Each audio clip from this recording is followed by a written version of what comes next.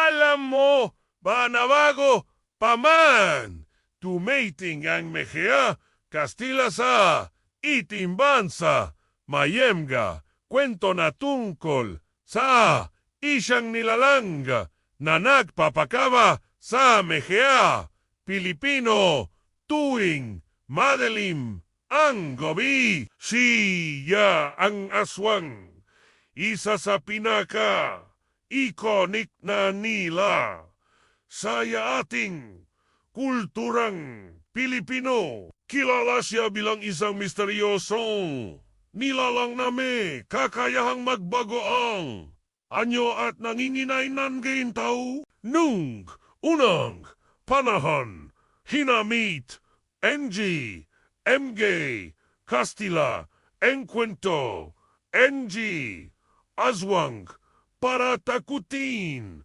at kontrolem, Enge, MG, ta, lalo na ang Mejia, babaylan at albularyo na nun, ay Mejia mahalagang gubahi, NG, ating komunidad sa bawat sulok NG Pilipinas, ibotayba ang paglalarawan sa aswang. May nagsasabing vampirado, ito may nagsasabing mangkukulam, o timarunding nagsasabing kumakain, NG Meriabangkay. Hanggang ngayon boy na boy pa rin ang kwento, NG aswang sa ating MHA, alamat, pelikula, o iba pang uri, NG Entertainment. Patuna, ilang ito, ng kaswang